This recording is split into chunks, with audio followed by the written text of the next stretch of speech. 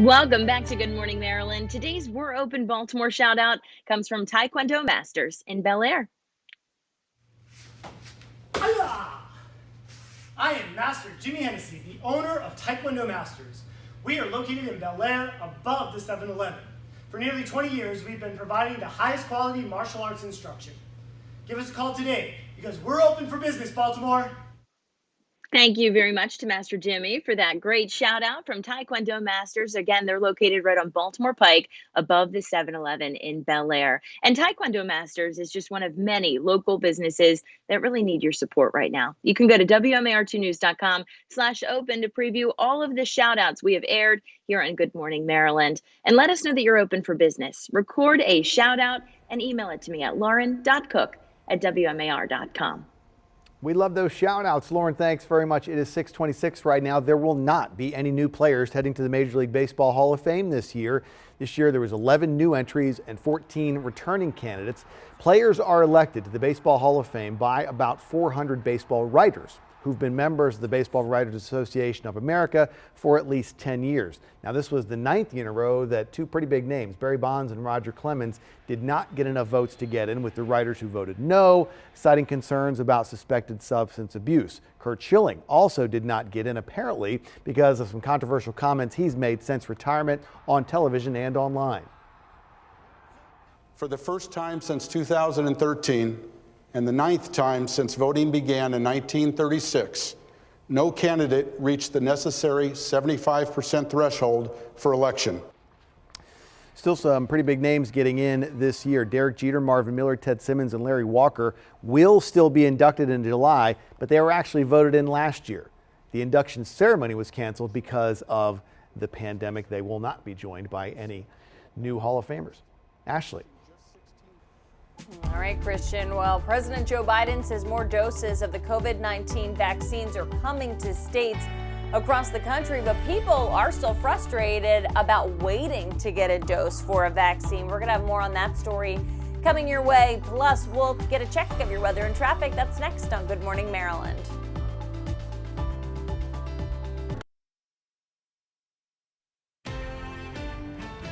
Maryland is set to open mass vaccination sites around the state, even as the state lags behind in getting enough doses.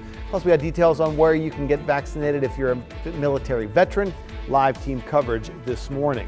This week is News Literacy Week. I'm going to check in on that journalism class from a local high school that WMAR2 News has adopted, and you will see virtual learning is not slowing them down. Plus, many parts of the nation have seen or will see snow this week. Oh, some gentle giants out and about living their best lives, figuring out what it's like to get around in the snow. Good Morning Maryland continues right now. You're watching the station that's working for you, WMAR2 News. Now, Good Morning Maryland. Today is Wednesday, January 27th. Good Morning Maryland. I'm Ashley James, working remotely. And I'm Christian Schaefer. Ashley, I was getting ready to talk about gentle giants. And then one of them wasn't so big, that elephant. It was a little baby elephant running around in the snow, having fun. Yeah, very little baby elephant. That's right. Still pretty big. Still a very large animal. That's right. But yeah, they were looking like they were having some fun. Well, you know what? They got a real snowstorm wherever that was. Let's check in with Chief Meteorologist Lynette Charles for a look at what we can expect. We had a little bit of winter weather this week, but Lynette, not too much. Yeah, not too much at all. After all the totals came in, about an inch and a half of snow in some spots yesterday, Christian. But again, that wintry mix really knocked down those totals. For today, no wintry mix. We actually do have temperatures that are above average and warmer than yesterday, about 5 to 10 degrees warmer than yesterday compared to this time. In terms of temperatures, we're looking at numbers coming in the upper 30s in a lot of spots this morning. And we're also dealing with a little bit of patchy fog out there. It's starting to improve, and that's definitely some good news, but it's still lingering. We will pick the winds up as we go throughout the day. Out of the northwest at about 5 to 15 miles an hour. We'll have gusts today up to about 25, so it is going to get a bit breezy out there. In terms of the sunshine, yes, we will see it. Make sure you do have the sunglasses, and that will mix with some clouds. High temperatures above average, going with about 45 degrees for a high. I'll talk about our next chance for some snow in the forecast. That's all coming up. Ashley, Christian? All right, Lynette, thank you. Getting a table at your favorite restaurant in Anne Arundel County is about to get a little easier. Yeah, so apparently there's been a recent drop in COVID case numbers, has officials loosening up the capacity restrictions on businesses there. WMAR2 News' Mark Roper's in Glen Burnie. So, Mark, what is changing in Anne Arundel County? Good morning, Christian. Well, the Anne Arundel County executive will release the details of his executive order today, but so far we do know that at least restaurants and movie theaters will be able to start serving more customers. Starting this Friday, Anne Arundel County will ease up on its COVID-19 restrictions for local businesses. Restaurants will be allowed to increase indoor dining capacity from 25% to 50%. Social distancing guidelines will still be in place for keeping tables at least 6 feet apart, and restaurants will have to close by 10 o'clock at night. Now, movie theaters and bingo halls, which were previously closed, can now reopen at 25%. County Executive Stuart Pittman says he's loosening up on the restrictions since the number of positive COVID-19 cases and hospitalizations are declining. Now, Pittman and restaurant owners hope the existence of a vaccine will turn things around for the health and safety of the community as well as for small businesses. If we can focus on getting the vaccine right and we can get it out, it will then feel like we're going downhill. I think it's going to get better. I hope it will get better. I actually have a meeting with the governor tomorrow to talk about ways that we can coordinate better. Now, while we wait for the release of that executive order today, there's no word yet on if restrictions will be lifted on things like churches or rec league sports. We're live in Glen Burnie. Mark Roper, WMAR2 News. Okay, Mark, thanks very much. 6:33 on this Wednesday morning. Most students around our area are learning virtually right now. That's taken a toll on those students, but also teachers who are doing their job from home. In Baltimore City, there are some students who are learning in person, but only a small number at a few dozen schools. Amy Avia is a third grade teacher at James McHenry Elementary Middle School in Southwest Baltimore. She says virtual learning has been a massive challenge, not just for the kids, but for those teachers as well. When you're physically in the classroom, you're up and moving, you're talking to each other, then you go and have recess, then you come back into the, then you might switch teachers. Like, there's all this movement going around, and now we don't have that. And I can only imagine for the kids and new teachers, like being on the computer all day long and planning for all these subjects, and then like trying to keep their kids engaged while also learning the curriculum. And like not only new teachers, but like parents. Or like new parents, like parents who are just new to like having a kid in school, and now it's virtual.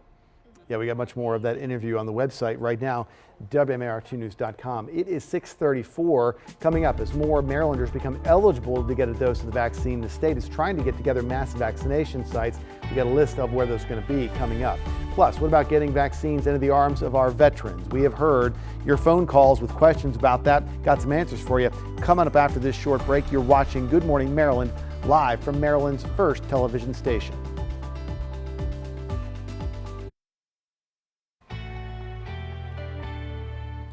Starting next week, more people will be eligible to get the COVID-19 vaccine in Maryland, and 2 mass vaccination sites will open up. But the state's not expecting to get very many more doses of the vaccines. WMAR2 News' Megan Knight is outside the Baltimore Convention Center with more on the push, Megan, to get more people vaccinated. Yeah, that's right, Christian. So the state only continues to get about 10,000 doses a day, but they want to start opening up these mass vaccination sites just to get the infrastructure in place once they are able to get more doses and able to vaccinate more people. So starting next Friday, February 5th, the Baltimore Convention Center, as well as Six Flags America in Prince George's County, will be opening up as mass vaccination sites. They'll be one of 6 across the state. M&T Bank Stadium also slated to be one as well. That's when the state will get more doses, is when they'll open up that one. And then also next week, starting on Monday, February 1st, Phase 1 is going to expand a little bit to include more people who are severely immunocompromised. So that would be like cancer patients or diabetics or people with sickle cell disease, for example. Now, there has been criticism of Governor Hogan's administration opening up Phase 1 too quickly since there is such a limited supply of vaccines. He said yesterday that the federal government as well as county leaders wanted him to open up the eligibility even more, so he did, but that does seem to be putting a strain on the system. We spoke to Michelle Messina, who lives in Harford County, and she's been trying to get her 82-year-old mother an appointment for the vaccine. When I first heard that she could do it, I went online because, she's not computer savvy at all, and I filled out the form for her. And I was kind of hoping we'd hear back right away, but then we didn't hear anything. It's just frustrating that they keep adding new groups when the other groups have yet to be finished being vaccinated. And right now, about 2 million Marylanders are currently eligible for the vaccine. And again, only 10,000 doses a day are available. So you do the math. It's going to be a slow process for sure. Hogan said they're hoping the federal government will increase the doses they get within the next few months, and that other companies like Johnson & Johnson that are getting closer to the finish line and closer towards having their vaccines approved for emergency authorization use will be able to, add to the pile there, and hopefully they'll get more doses so they can get more people vaccinated. We're live in downtown Baltimore. Megan Knight, WMAR2 News. All right, Megan, thank you. And with the vaccine rollout now being in phase 1C across the state, we've been getting some questions about where our veterans can get vaccinated. WMAR2 News is the voice for veterans. Aaron McPherson joins us live from the Baltimore VA Medical Center with that part of the story. Aaron. Good morning, Christian. Well, so far the VA has vaccinated 1,600 veterans, and they have 1,400 veterans signed up to get their vaccine just this week. Now, they started distributing vaccines here at their Baltimore location. They opened their Cambridge clinic last week, Perry Point this week, and plan to have all of their clinics open by the end of this week with a goal of distributing 800 vaccines a day. They've done vaccines in their nursing homes and group homes as well, and are starting to do home care vaccine this week too. Now, to get the vaccine through the VA, you do have to be enrolled for VA healthcare. There is a priority group based on the state mandates, the federal mandates. Anyone who's over 65 years old right now is eligible for the vaccine. But don't wait until we get down to the lowest priority groups. Come in and enroll right now. So we want you to apply for enrollment right now, because once we get to those groups, then you'll be eligible and you can get in that much more quickly because everything's done.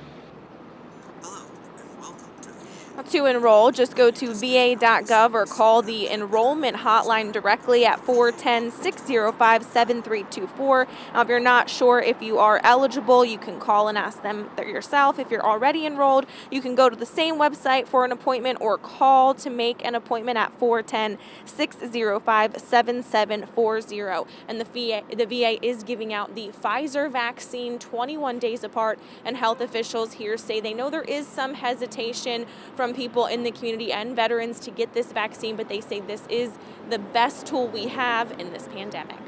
Live from the Baltimore VA, Aaron McPherson, WMAR2 News.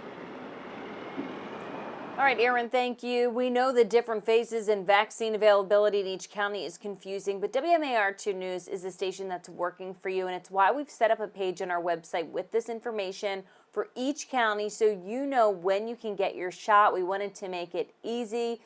Just a one-stop shop there. So go to WMAR2news.com/vaccinatingMD. All right, coming up, Orioles groundkeeper Nicole Sherry is already making history. We'll tell you what she's doing now, though. Plus, we continue with our News Literacy Week series as Christian takes us inside a journalism classroom at Kenwood High School. That's all coming up on Good Morning Maryland. You're watching WMAR2 News with Chief Meteorologist Lynette Charles. Good morning, Maryland. Happy Wednesday. On this Wednesday, we are going to be dealing with a little bit of patchy fog out there this morning. That will burn off. We'll get some sunshine out there for today. It's going to be breezy for today, but the bottom line is that it is going to be dry for today. Not going to be dealing with that wintry mess that we had yesterday. Stepping out the door this morning, though, be aware that you will be running, some of you, into some patchy fog as we do have reduced visibility in some spots this morning. As we move through the day, the satellite and radar not going to be active, especially of the radar part. start. As we can see the bigger picture, plenty of activity just surrounding us for today, but we are going to basically be under the area of high pressure, so that's going to keep us dry on the drier side of things for today. We do have a weak front trying to move through the area this morning, and after that, again, we are going to warm up nicely. Already really warm out there, I should say warmer than yesterday at this time. Temperatures above average this morning, and that's the way we'll stay as we go into the afternoon as well. So you're stepping out the door this morning. Yes, you still need a warm coat out there. You still need to dress like it's winter because